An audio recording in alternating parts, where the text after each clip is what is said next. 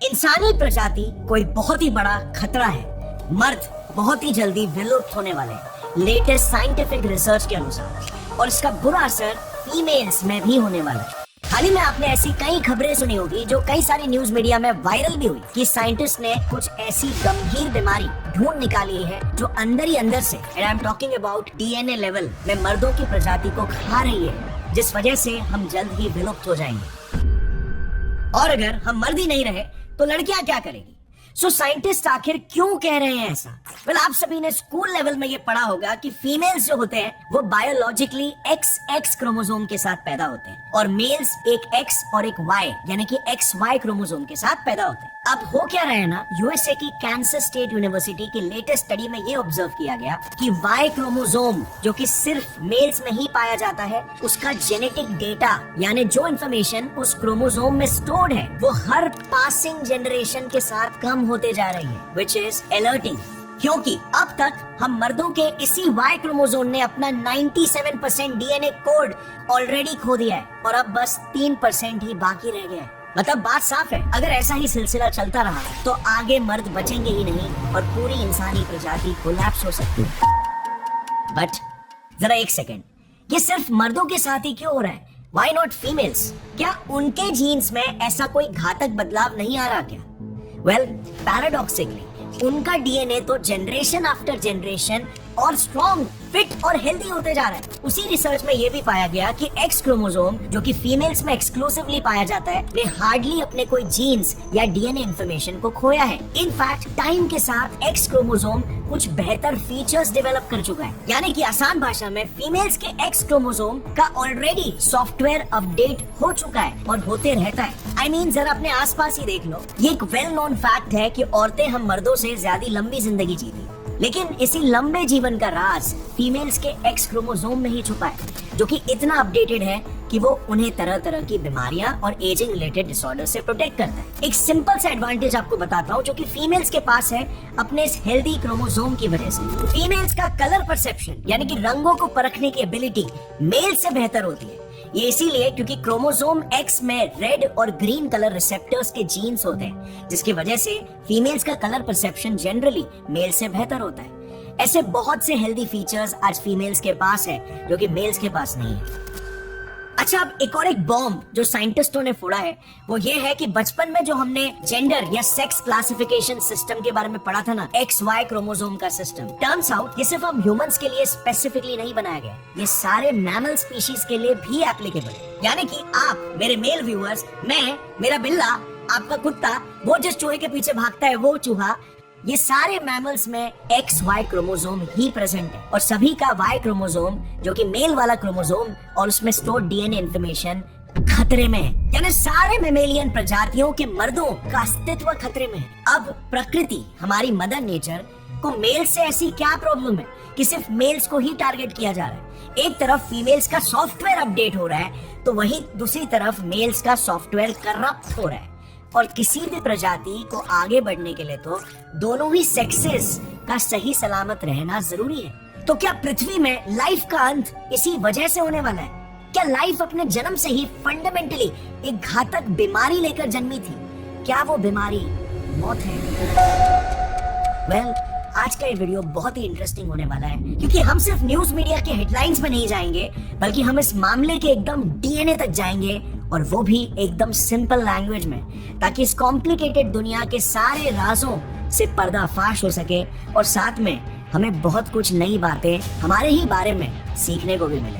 हम इंसानों का भविष्य आखिर क्या होने वाला है? Let's begin.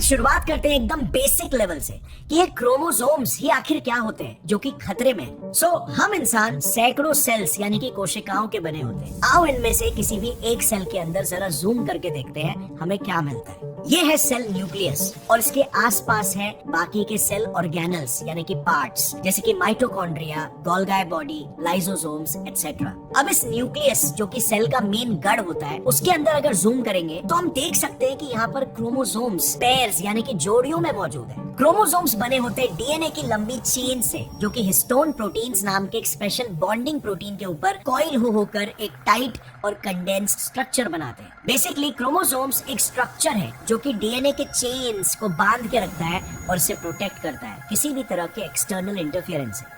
अच्छा, अब ज्यादातर लोग ना डीएनए, जीन्स और क्रोमोसोम्स इन तीन टर्म्स को लेकर काफी कंफ्यूज होते हैं या उन्हें आपस में अदला बदली करके यूज कर लेते हैं, पर इनमें डिफरेंसेस है जो अभी जान लेते हैं। सो इसे ऐसे समझो, डीएनए ना सबसे बेसिक स्ट्रक्चर है। इसे आप ईंट यानी कि ब्रिक जैसा समझ सकते हो, जो घर बनाने के लिए बिल्कुल जरूरी है। अब इन डीएनए की लंबी चेन्स को अगर मैं स्पेसिफिक जगहों पर कट कर दूं तो इन स्पेशल टुकड़ों को जीन्स कहते हैं। ये जीन्स उन ईंट से बने स्पेशल दीवारों के जैसे होते हैं कि ईंटों को साथ में ले लिया और बेडरूम की एक दीवार बन गई, या फिर बाथरूम की एक दीवार बन गई, या किचन की दीवार। डीएनए की दीवारें या गुच्छे जीन्स कहलाए जाते हैं। इन्हीं जीन्स में हमारे फिजिकल फीचर्स की इंफॉर्मेशन कोडेड होती है। अब इन सब को आपस में जोड़ के और संभाल के रखने वाला स्ट्रक्चर क्रोमोसोम होता है। ये वही घर है जिसमें वो सारी दीवारें समाई हुई है, डीएनए और जीन्स दोनों समाये हुए हैं। अच्छा, ये क्रोमोसोम्स हमेशा पेयर्स यानी कि जोड़ियों में ही पाए जाते हैं। हमारे हर एक सेल में क्रोमोसोम्स के 23 डिफरेंट पेयर्स पाए जाते हैं। मगर आपके दिमाग में भी सवाल आ रहा होगा कि हमेशा जोड़ियों में ही क्यों? जैसे फॉर एग्जाम्पल ह्यूमंस के क्रोमोसोम नंबर 1 का केस ले लेते हैं, जो कि साइज में सबसे बड़ा है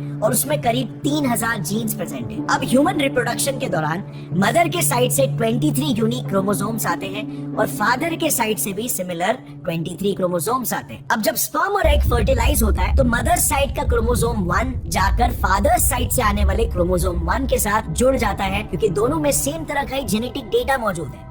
सिमिलरली क्रोमोसोम 2 भी एक मदर साइड से आता है और एक फादर साइड से, और साथ में पेयर बनाएगा and so on and so fourth. इससे होता क्या है कि क्रोमोसोम में सिमिलर जेनेटिक डेटा कैरी करने वाले जीन्स एक दूसरे के साथ जुड़ जाते हैं, लिंक हो जाते हैं, फ्यूज हो जाते हैं। अब मान लो कि हाइट डिसाइड करने वाले जीन्स भी एक दूसरे से लिंक हो गए। मदर साइड से जो जीन आया वो टॉल जीन है और फादर साइड से शॉर्ट। अब इसमें से अगर मदर साइड वाला टॉलनेस जीन डोमिनेंट होगा तो बच्चा टॉल पैदा होगा। तो नेचुरल सिलेक्शन हो पाने के लिए इन क्रोमोसोम्स का जोड़ियों में होना जरूरी है और इसीलिए ये जोड़ियों में पाए जाते हैं। अब ये सिलसिला सिमिलर पेयरिंग का फर्स्ट से लेकर 22nd क्रोमोसोम तक चलता रहता है। एक दूसरे के साथ ये क्रोमोसोम्स जुड़ते रहते हैं। एंड डोंट फॉरगेट, वही दो क्रोमोसोम्स आपस में जुड़कर पेयर बनाएंगे जिनका जेनेटिक डेटा सेम होता है और सेम ही सीक्वेंस में ये कोडेड होते हैं। इन्हें इसीलिए ऑटोसोम्स भी कहते हैं। अच्छा, अब आपने सोचा है कि ऐसा क्यों है कि कोई भी बच्चा अपने माँ और बाप का एग्जैक्ट कार्बन कॉपी नहीं होता, बल्कि उनकी विशेषताओं का एक मिक्स प्रोडक्ट होता है। वेल, दैट इज बिकॉज़ जैसे हमने जाना, ये ऑटोसोम्स हमेशा पेयर्स में पाए जाते हैं, एक मदर साइड का और एक फादर साइड का। तो कई बार ये एक दूसरे के साथ डीएनए एक्सचेंज करते हैं, यानी कि एक क्रोमोसोम का एक छोटा हिस्सा दूसरे के साथ रिप्लेस हो जाता है। इस प्रोसेस को रिकॉम्बिनेशन कहते हैं। जनरली ये हर स्पीशीज के लिए फायदेमंद ही होता है। इन नए कॉम्बिनेशंस के जरिए आने वाले जनरेशंस की डाइवर्सिटी और बाहर के एनवायरनमेंट में ढलने की क्षमता बढ़ जाती है, यानी कि उनका सर्वाइवल रेट, उनकी सर्वाइवल एबिलिटी भी बढ़ जाती है। You know, as it is said in biology, variation का ही दूसरा नाम है एवोल्यूशन। डीएनए रिकॉम्बिनेशन की वजह से ही बच्चा माँ बाप की विशेषताओं का एक हाइब्रिड बन जाता है। तो जेनेटिक रिकॉम्बिनेशन किसी भी स्पीशीज के सर्वाइवल और फंक्शनल एवोल्यूशन का एक अहम हिस्सा है। लेकिन अब तक हमने सिर्फ 1 से लेकर 22nd पेयर वाले क्रोमोसोम्स, जिसे ऑटोसोम्स कहते हैं, उनकी बात की। ह्यूमंस में 23rd पेयर भी होता है और वो बाकी के ऑटोसोम्स से बिल्कुल अलग होता है। इनफैक्ट क्योंकि ये सिमिलर पेयर्स में नहीं आता है तो इन्हें ऑटोसोम्स भी नहीं कहते, इन्हें सेक्स क्रोमोसोम कहते हैं। ये सेक्स क्रोमोसोम्स 2 यूनिक कॉम्बिनेशन में आते हैं, X एंड X जो कि फीमेल बच्ची को जन्म देता है और X एंड Y जो कि मेल बच्चे को जन्म देता है। क्योंकि Y क्रोमोसोम सिर्फ और सिर्फ मेल्स में ही मौजूद होता है, इसीलिए रिप्रोडक्शन के दौरान फादर साइड से अगर Y क्रोमोसोम पास होता है, सिर्फ और सिर्फ तभी एक मेल बच्चा ही पैदा होगा, वरना फादर साइड से X क्रोमोसोम जाने पर नेचुरली फीमेल पैदा होगी। और इसीलिए फादर की तरफ से जो क्रोमोसोम जाता है वही होने वाले बच्चे का सेक्स डिसाइड करता है। अच्छा, इस बात पे थोड़ा फोकस करना कि Y क्रोमोसोम का कोई जुड़वा नहीं होता, मतलब किसी के साथ भी लिंक या अटैच या जुड़कर अपने आप को रिकम्बाइन, अपना सॉफ्टवेयर अपडेट नहीं कर सकता जैसे बाकी के दूसरे क्रोमोसोम्स कर पाते हैं, which basically means ये as it is हमारे दादाजी से पिताजी में पास हुआ और पिताजी से हम में। और इसीलिए जेनेटिक्स या फॉरेंसिक्स में किसी भी इंसान की पैटर्नल लिनिएज यानी कि मेल एंसेस्ट्री को ट्रेस कर पाना ज्यादा आसान होता है। और बस यही है XY sex determining system. Interesting right? अच्छा, बहुत लोग ऐसा सोचते होंगे कि XY सिस्टम सिर्फ ह्यूमंस में ही पाया जाता है, लेकिन ऐसा बिल्कुल भी नहीं है। ये एक्चुअली में एक बहुत ही कॉमन सेक्स क्लासिफाइंग सिस्टम है जो कि ऑलमोस्ट सारे मैमल्स और इवन कुछ दूसरे जानवरों में भी देखने को मिलता है। अच्छा, अब इसी के जैसा एक ऑपोजिट सिस्टम भी है, ZW सिस्टम, जहां पर मदर साइड से आने वाला W क्रोमोसोम बच्चे का सेक्स डिटरमाइन करता है। ये हमारे सिस्टम का बिल्कुल उल्टा है, क्योंकि हम में फादर साइड से आने वाला Y क्रोमोसोम बच्चे का जेंडर डिसाइड करता है, बट यहाँ पर मदर साइड वाला W क्रोमोसोम डिसाइड करता है। ये ZW सिस्टम ज्यादातर बर्ड्स और रेप्टाइल्स में देखने को मिलता है, यानी कि यहाँ पर मैटरनल लिनिएज फॉलो होती है। So all in all nature में ये दोनों भी सिस्टम्स एग्जिस्ट करते हैं। सो अब आपके दिमाग में नेचुरली ये सवाल आएगा कि इसे जानने का क्या मतलब, ZW सिस्टम हमारे लिए क्यों इंपॉर्टेंट है? वेल, क्योंकि over the years W chromosome भी एग्जैक्टली वही संकट से ऑलरेडी गुजर चुका है जिस संकट से आज हम मेल्स का Y क्रोमोसोम गुजर रहा है। W क्रोमोसोम के भी genes over the years significantly कम होते गए हैं, जो मेरे हिसाब से नेचर में एक काफी कॉमन पैटर्न की तरफ इशारा कर रहा है। Y और W क्रोमोसोम दोनों ही अपने रिप्रोड्यूसिंग चेन्स में अकेले हैं, इनका कोई भी जुड़वा नहीं है। बिना जुड़वा के ये रिकम्बाइन होकर अपने DNA को अपडेट नहीं कर सकते, जिस वजह से प्रजाति में डिस्ट्रक्टिव फीचर्स पैदा होने लगते हैं। और इतिहास भरा पड़ा है ऐसे एग्जाम्पल से। एंशिएंट इजिप्ट में जो राजा हुआ करते थे जिन्हें pharaohs कहा जाता था, उन्हें एक्चुअली में ना भगवान जैसा माना जाता था, और इसीलिए इन्हें अपना ब्लड लाइन यानी कि अपना खून प्योर रखना होता था, जिस वजह से ये अपने ही खानदान में भाई बहन या उनके कजिन्स में ही शादी किया करते थे ताकि रॉयल ब्लड लाइन वाला ही बच्चा पैदा हो। इसे बेसिकली इनब्रीडिंग कहते हैं। बट यहाँ पर इनब्रीडिंग तो छोड़ो, ये इंसेस्ट के लेवल तक भी पहुंच चुके थे। 18th डायनेस्टी में यानी कि आज से करीब 3000 साल पहले एखेनाटन नाम के एक राजा ने एक समय में अपनी ही बेटी मेरिटाटन के साथ शादी कर ली थी और उसे रानी बना लिया था। इन दोनों के इनब्रीडिंग से पैदा हुए टूटांखामुन सिवियरली वीक और कई जेनेटिक बीमारियों के साथ पैदा हुए थे। हिस्टोरियंस ये भी कहते हैं कि खुद एखेनाटन के फिजिकल फीचर्स भी नॉर्मल नहीं थे। खींचा हुआ जबड़ा, एक एक्सट्रीमली पतले शरीर के ऊपर फूला हुआ पेट और एसिमेट्रिक चेहरे जैसे कई फिजिकल एबनॉर्मलिटीज उनमें थी और उस ब्लड लाइन में भी मौजूद थी। और टूटांखामुन के बारे में तो आपने सुना ही होगा, जिन्हें फेमसली किंग टूट भी कहा जाता था। उनका केस तो और भी ज्यादा सीवियर था। 9 साल की उम्र में ही उन्हें किंग बना दिया गया था और वो एक स्पेशल बोन डिसऑर्डर के साथ पैदा हुए थे, इसीलिए चलने तक के लिए उन्हें लकड़ी का सहारा लेना पड़ता था इतनी नाजुक उम्र में। बहुत ही ज्यादा कमजोर और बीमार रहने की वजह से उनकी 19 साल में ही मौत हो गई। और ऐसा ही सेम अंजाम 18th डायनेस्टी के मोस्ट ऑफ द pharaohs को भी देखने मिला। सिमिलर केस पुराने यूरोप की हैब्सबर्ग फैमिली के साथ भी हुआ था। वो भी एक रॉयल फैमिली थी जिन्होंने भी हर जनरेशन में इनब्रीडिंग किया, जिस वजह से पूरे खानदान में एक यूनिक जेनेटिक डिसऑर्डर वाला फीचर पैदा हो गया। उनकी पूरी फैमिली में सभी का जबड़ा टेढ़ा ही रहा। ये जेनेटिक डिसऑर्डर वाला फीचर उनके खानदान में इतना फ्रीक्वेंट था कि इसे स्पेशली फिर हैब्सबर्ग जॉ ही नाम दे दिया गया। इसी के साथ ही इसी फैमिली में और भी जेनेटिक डिजीजेस जैसे कि ग्रोथ डिसऑर्डर्स, एपिलेप्सी, इम्पोर्टेंस और अन्य किस्म के मेंटल डिसऑर्डर्स भी देखे गए। इवन इंडिया में पारसीज जब पहली बार आए थे तो अपने क्लोज रिलेटिव्स और कजिन्स में ही इनब्रीडिंग के कारण पारसी कम्युनिटी में भी बहुत सारे जेनेटिक और न्यूरोलॉजिकल डिसऑर्डर्स पैदा होने लगे थे। तो ग्लोबली अगर देखा जाए ना तो अलग अलग टाइम स्केल्स पर कई सारे रेसेस या स्पीशीज में एबनॉर्मलिटीज देखी गई है। इसका मेन रीजन यही रहा है कि जब भी इनब्रीडिंग या इंसेस्ट से कोई बच्चा पैदा होता है तो दोनों भी पेरेंट्स की तरफ से ऑलमोस्ट सेम ही जीन्स आते हैं। इससे ये होता है कि रिकॉम्बिनेशन के दौरान जो वीकर जीन्स है और जो जेनेटिक डिफेक्ट्स है वो अपडेट ही नहीं हो पाते और वो नेक्स्ट जनरेशन में भी कैरी फॉरवर्ड हो जाते हैं और फिर यही जेनेटिक एबनॉर्मलिटीज आगे के भी जनरेशन में पास ऑन होते चले जाते हैं और सिचुएशन बद से बदतर होती जाती है और अंत में ऐसे कॉम्प्लिकेटेड और डिस्ट्रक्टिव डीएनए कोड्स पैदा हो जाते हैं जो कि डिस्ट्रक्टिव फीचर्स पैदा करते हैं जो कि पूरी लिनिएज को ही खत्म कर सकते हैं। और यही कारण था कि इजिप्शियन pharaohs, जिन्हें एक समय पर भगवान माना जाता था, वो भगवान खुद ही अपनी जान भी नहीं बचा पाए और अपने राज्यों को अंत में खो बैठे। तो इतिहास से भी हमें यही सीखने को मिलता है कि जीन्स को रिकम्बाइन होकर अपने एरर्स को अपडेट करते रहना आवश्यक है, और अगर ऐसा नहीं होता तो वो डिग्रेड होना शुरू हो जाते हैं। प्रकृति की भाषा में सिंपल फंडा है, या तो आप ग्रो कर रहे हो या फिर आप मर रहे हो। और साइंटिस्ट इसीलिए यही चिंता जता रहे हैं कि हम मेल्स का वाई क्रोमोसोम भी एग्जैक्टली ऐसे ही डिग्रेड होते जा रहे हैं। तो क्या हमारा अंत भी पहले बताए गए कुछ केसेस की तरह ही होगा? क्या स्पेशल होने की कीमत हम मर्दों के वाई क्रोमोसोम को मौत के तोहफे के रूप में चुकानी पड़ेगी? वेल, चलिए समझते हैं कि हम मर्दों का फ्यूचर आखिर क्या हो सकता है। क्या हमारे पास कोई सबूत है आज के तारीख में कि वाई क्रोमोसोम सच में विलुप्त भी हो रहे हैं क्या? साइंटिस्ट एग्जैक्टली किस आधार पर इतना बड़ा दावा कर रहे हैं? वेल, हमारे पास सबूत है। करीब 30 करोड़ साल पहले जब धरती पर पहली बार मैमल्स का जन्म हुआ था, तब XY क्रोमोसोम पेयर में X और Y क्रोमोसोम्स दोनों ही सेम साइज के थे। लेकिन आज Y क्रोमोसोम अपने जोड़ीदार X से साइज में 3 गुना छोटा हो चुका है। तब से लेकर आज तक Y क्रोमोसोम ने ओरिजिनली 1438 जीन्स में से 1393 जीन्स खो दिए हैं, यानी कि लगभग 3 से 4% ही जीन्स आज के तारीख में वाई क्रोमोसोम में बाकी रह गए। बाकी के सारे विलुप्त हो गए।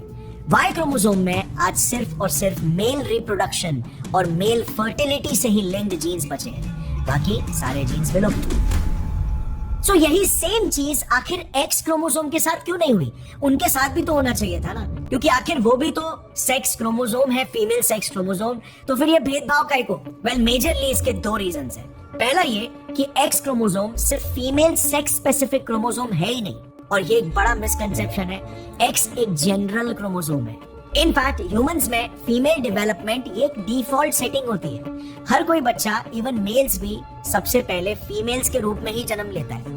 बस सिर्फ मेल सेक्स डेवलपमेंट के लिए एक अलग से ट्रिगर ऐड हो जाता है टेस्टोस्टेरोन हार्मोन के रूप में, जो कि वाई क्रोमोसोम ऐड करता है। और दूसरा इंपॉर्टेंट रीजन ये है कि विमेन में एक्स सेक्स क्रोमोसोम्स जब साथ में होते हैं तो वो आपस में रिकम्बाइन होकर अपनी जेनेटिक डाइवर्सिटी को बढ़ाते हैं, और इसीलिए एक्स क्रोमोसोम एवोल्यूशन के साथ अपने आप को बेहतर करते जाता है, अपडेट होते जाता है। बट वाई के केस में, जैसे हमने जाना, म्यूटेशंस की वजह से जब भी कोई जेनेटिक डिफेक्ट पैदा होता है या डीएनए का टुकड़ा टूट जाता है, तो रिकॉम्बिनेशन की मदद से वो कभी रिपेयर ही नहीं हो पाता।